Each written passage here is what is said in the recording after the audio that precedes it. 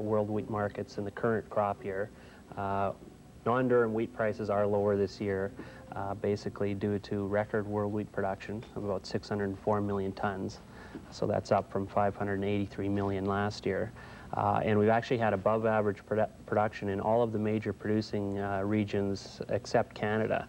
And as a result, world wheat stocks are up about 22 million tons this year to about 132 million tons.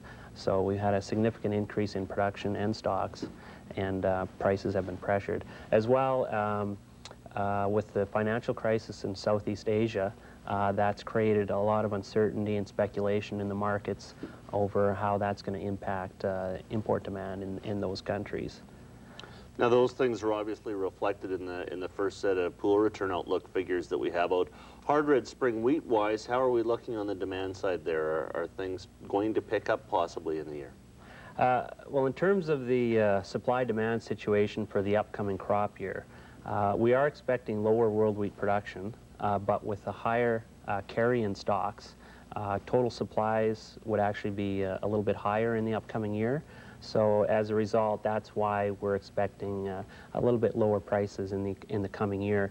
If you look at the Saskatchewan FarmGate pool return outlook for #1 Canada Western Red Spring Wheat for 1998-99 for the upcoming crop year, if you look at the midpoint of the Pro, it works out to about $3.50 a bushel.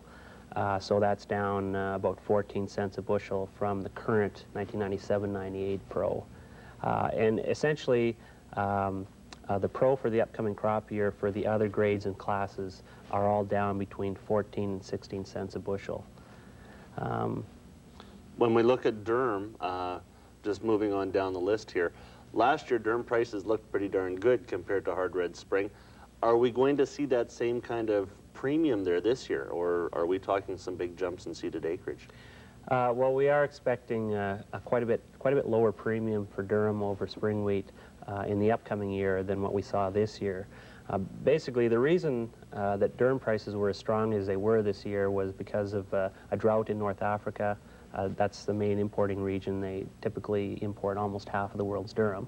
Their production was cut by over half, and we had lower supplies among some of the key exporters, Canada and the U.S. North America typically accounts for about 3/4 of world Durum exports.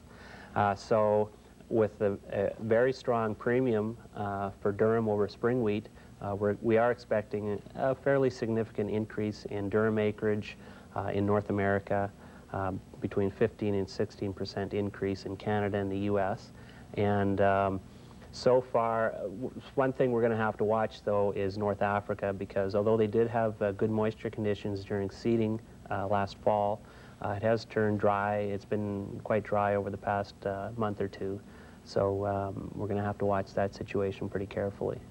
Is our acreage, though, still going to have a fairly big impact on what happens with prices here? Is the North American Durum acreage the biggest factor to watch for?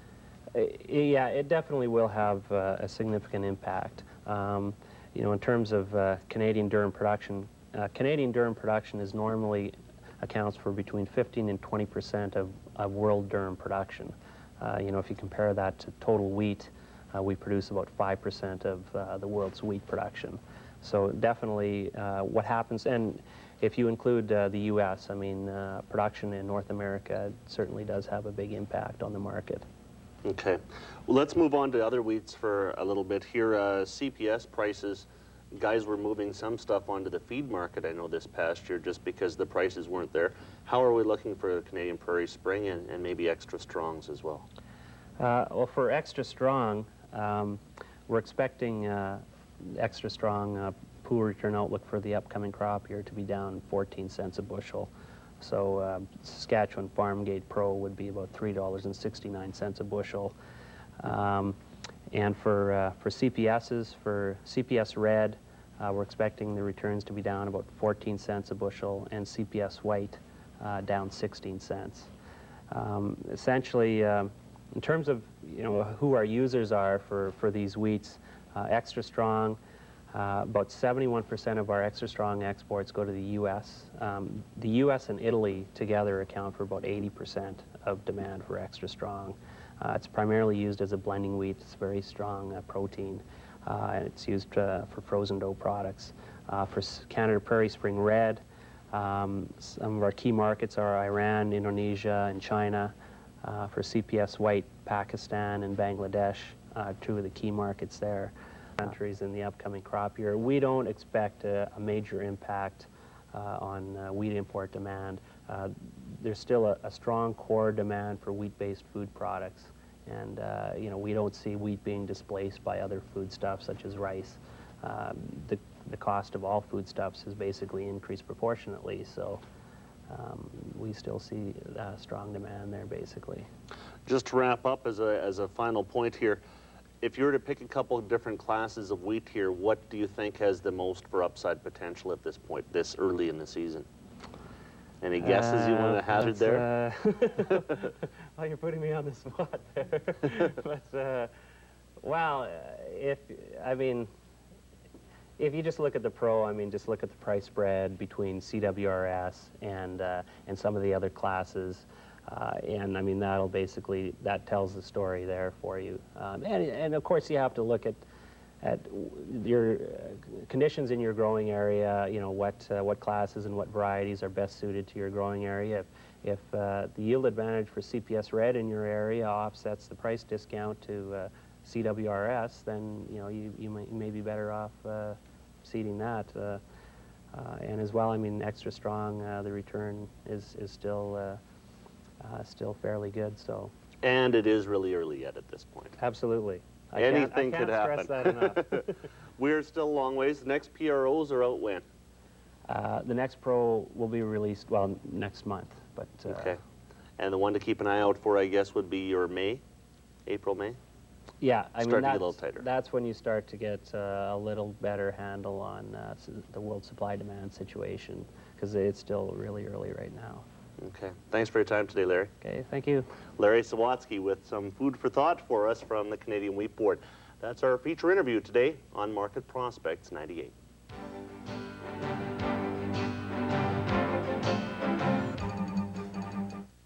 This is CTV. At last, a real breakthrough in weed control for canola and peas. Odyssey. With just one post-emergent application, Odyssey controls your really tough grass and broadleaf weeds, including those with multiple flushes, like green foxtail, wild mustard, chickweed, and cleavers. See the light or be left in the dark. Odyssey, a herbicide so advanced it eclipses all others. See a retailer today.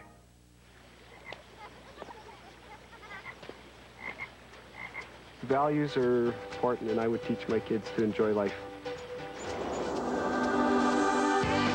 My mom has always been there. She taught me about respect, will, and determination to do things, to get ahead in life. I do a lot of things pretty aggressively. Getting things done, taking something from an idea and making it happen. You're really quite a closer family, I think, living in the country. Yeah, you're concerned about saving money out here. I looked at my phone bill this month and I'm saving $40. We've been with SaskTel all along. They've offered us very good service. I'm on a Real Plus Extra Savings. We know the rates are very competitive, and we don't really have to worry about what it's going to cost. SaskTel, I see commitment, I see reliability, and also they give back. It's our phone company, and you can trust them. It's somebody you know. It's SaskTel. Each spring, thousands of canola growers throughout Western Canada make the trip to their proven seed retailer with just one thing in mind, the Smart Canola System. That's because Pioneer brand canola varieties with the Smart trait deliver higher yields. And the system's broad-spectrum herbicides, Odyssey and Pursuit, deliver cleaner fields. Smart choice. Great minds think alike. Make the smart choice. Call your proven seed retailer.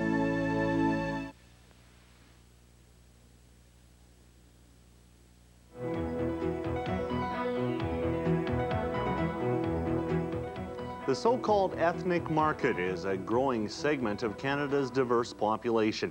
Every new immigrant brings their own cultural tastes for clothing, decoration, and food from their homeland.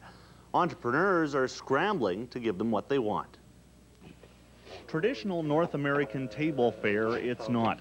But for a growing number of Canadians, goat meat is the food of choice. African, Asian, and Mediterranean cultures all favor goat as part of their diet.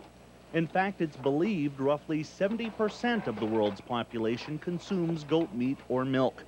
Saskatchewan producers want a piece of that market. Close to 100 of them have banded together to form a new cooperative. The Canadian Goat Marketing Co-op will handle everything from pasture to plate. We have actually about 1,200 heads. And now, because the market is not settled yet, we're still at the stage of producing animals.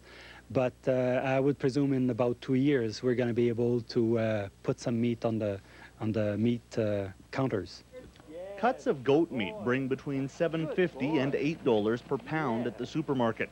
Add in year-round marketings and a lower cost structure, and Haynes claims you come up with some numbers that have cattle producers taking a second look. Many of those cattle breeders, when they see the numbers with the goats, they're asking themselves, why didn't we do that before? You know, because it's really more affordable to do it, and on the long run, it will pay more than cattle. Since the goat meat industry in Saskatchewan is still in its infancy, lots of work remains to be done. Producers in the co-op are already working hard on a feasibility study, which they expect should be complete within the next 6 to 7 months. Once that report is ready, work will then begin on a business plan. And that's our show for another week. Remember, if there's something you want to see or show on our program, FarmGate or The Cutting Edge, you can write us at 216 First Avenue North, Saskatoon, Saskatchewan, S7K3W3. We're also available by fax at 6646403 and email cfqcnews@bayton.com.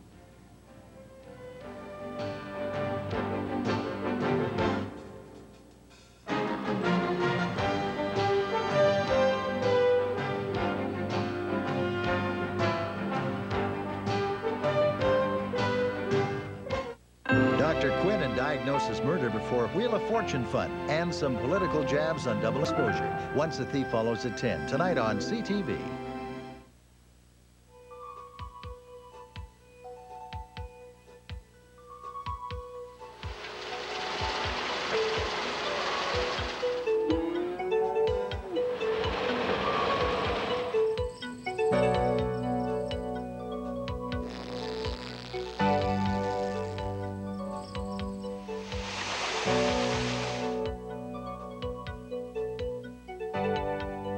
The Prairie Farm Report. Today on the Prairie Farm Report, cattle handling innovations that could help improve the bottom line of your cattle herd. Basically what we go out and look for is foot rots and pink eyes and pneumonias, and